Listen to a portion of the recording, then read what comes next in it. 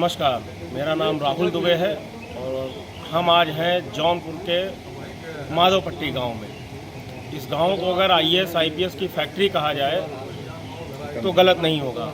इस गांव में करीब 75 से 80 परिवार हैं और लगभग हर घर से एक आईएएस आईपीएस अफसर है जो बिहार, उत्तर प्रदेश के प्रमुख सचिव, मुख्य सचिव के पदों पर रहे हैं, डॉक्टर हैं, इंजीनियर हैं। कल प्रधानमंत्री जौनपुर में चुनावी रैली कर रहे थे। उन्होंने इसी गांव का जिक्र करते हुए कहा था कि आपके जौनपुर तो आईएएस और आईपीएस देने वाला ज़िला है। उन्होंने शिक्षा और स्वास्थ्य का हब बनने की बात कही थी। इन्हीं सब मुद्दों पर आज हम लोग यहाँ के ग्रामीणों से बात करेंगे कि अभी जौनपुर में शिक्षा और स्वास्थ्य में कितना काम होना बाकी है। कल प्रधानमंत्री कह रहे थे कि जौनपुर में अब शिक्षा और स्वास्थ्य का हब बन रहा है। आपको क्या लगता है कि काम हुआ है जौनपुर में और कितना काम होना बाकी है? काफ़ी कुछ सुधार हो चुका है जब से योगी सरकार आई है। दूसरी बात, शिक्षा क्षेत्र में काफ़ी सुधार हुआ है।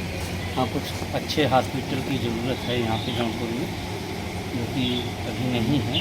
मेडिकल कॉलेज बन रहा है, एक आध बढ़िया हॉस्पिटल सरकारी और मिल जाएगा तो बहुत अच्छा होगा। और मोदी जी तो देश के लिए बहुत अच्छा कर रहे हैं। और हमारा गांव माधोपट्टी IAS का हब है ये पूरे ज़िले के लिए, एक उदाहरण है। और इसकी प्रेरणा हर गांव, हर लोग लेके IAS क्षेत्र में अपना प्रभाव छोड़ रहे हैं। बड़े मेडिकल कॉलेज की अभी जो है संभावना है, क्या लगता है आपको कि अभी स्वास्थ्य के क्षेत्र में कितना काम होना चाहिए? अभी स्वास्थ्य के क्षेत्र में थोड़ा कुछ कमियां हैं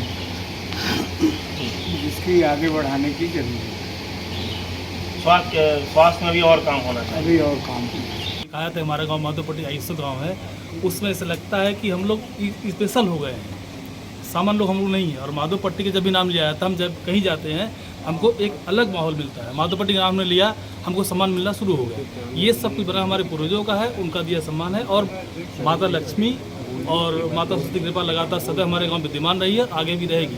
क्योंकि जो यहाँ पढ़ने बच्चे हैं वो सतत इसी प्रयासरत रहते हैं कि हम आगे चल के हमें कुछ न कुछ बड़ा करना है। उस बड़ा करने की होड़ में अपना नाम भी करते हैं, हमारे गाँव का नाम भी बड़ा करते हैं। और ये उम्मीद करते हैं कि आगे ये प्रक्रिया निरंतर चलती रहेगी जो विगत 50 वर्ष चल रही है। और हम सोचते हैं कि जो हाँ हम लोग खड़े हैं उससे और आगे बढ़ने का प्रयास करें। बच्चों को यही सिखाते हैं, हमारे पास शिक्षा के अलावा और कोई अन्य व्यवस्था नहीं है। तो कहीं न कहीं हम लगातार प्रयास करते हैं बच्चे हमारे लगातार पढ़ते रहें और उसी प्रक्रिया में आगे बढ़ें जैसे हमारे पूर्वज बढ़ते थे। बच्चों को भविष्य पर और क्या। और सरकार तो भाई अच्छा ही है, मोदी जो कार्य किए तो सही कर भी बोल रहे हैं।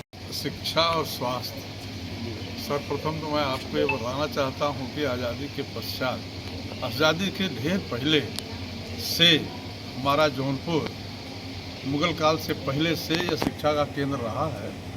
और 1914 में ये TD कॉलेज की स्थापना जब से हुई है तब से हमारे गांव में आप जहां पर आए हुए हैं, यहाँ के लिए वह मील का पत्थर साबित हुआ। और यहाँ से लोग पैदल जा कर के शिक्षा ग्रहण किए और गांव से लेकर के, जनपद से लेकर के, प्रदेश से लेकर के और देश तक का उन्होंने गांव का परचम लहराया, लोगों को प्रेरणा प्रदान किया। अपने कर्म से यहाँ से इंटर किया, इलाहाबाद से BA किया, तैयारी किया, सारे लोग वहीं से निकलते रहे। इसलिए जौनपुर तो अनादिकाल शिक्षा का केंद्र रहा है और यह हमारी प्रगति में सबसे बड़ा योगदान है। हमारे गांव में CMO रहे जौनपुर के डॉक्टर वीरेंद्र प्रताप सिंह जी, उनके भाई थे और डॉक्टर प्रेम प्रकाश, वो भी डॉक्टर साहब थे। उनके पिता छत्रधारी सिंह थे जो राज कॉलेज के प्रिंसिपल थे।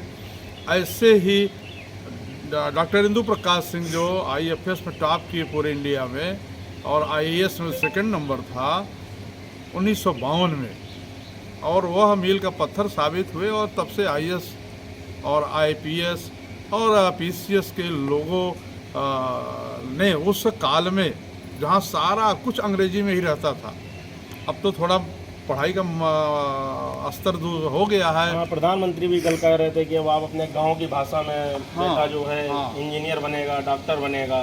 और सबसे बड़ी बात है भाई साहब कि मेरे गांव की जो औरतें रही हैं, माताएं रही हैं, उन्होंने अपने बच्चों को एक दिशा प्रदान किया। अगर माता नहीं रहती तो शायद बच्चे इतनी प्रगति नहीं कर पाते। और दूसरी फिलॉसफी गांव की यह है कि शारीरिक श्रम करने वाला पढ़ाई कर नहीं सकता। इसलिए बहुत सारे बच्चे अपने खेत को जानते नहीं किधर हमारा खेत है, न खेत में कभी गए हैं। यह एक उस काल से लेकर आज तक लगभग 110-12 साल बीत गया और वह परंपरा चली आ रही है।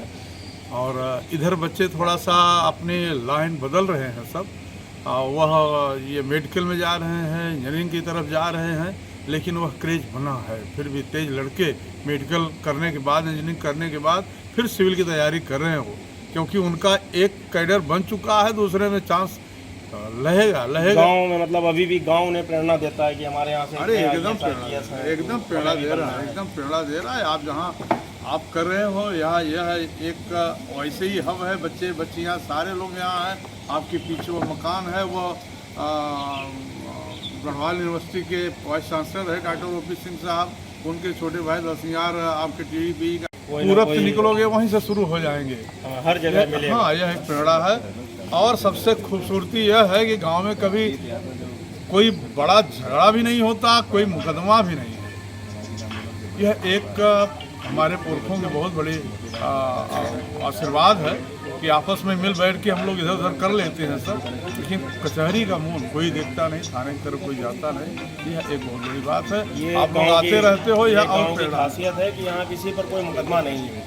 लड़ाई झगड़े अभी भी यहाँ आपस में बैठ के बुजुर्गों के बीच में जो है मसले निपटा लिए जाते हैं। माधोपट्टी गांव के लोगों का कहना है कि शिक्षा और स्वास्थ्य में पिछले 5 सालों में बहुत काम हुआ है। पहले कई बार ऐसा भी हुआ कि केंद्र में सरकार जो होती थी उसके अपोजिट सरकार उत्तर प्रदेश में होती थी। इधर पिछले जो है 10 सालों में केंद्र और राज्य सत्ता का समन्वय का फ़ायदा जौनपुर को मिला है। मैं राहुल दुबे, मेरे साथ वीडियो जर्नलिस्ट अभिषेक पाठक। अगर आप ये वीडियो YouTube पर देख रहे हैं तो हमारे चैनल को सब्सक्राइब करें और बेल आइकन को दबाना ना भूलें। अगर आप Facebook पर ये वीडियो देख रहे हैं तो हमारे पेज को लाइक करें।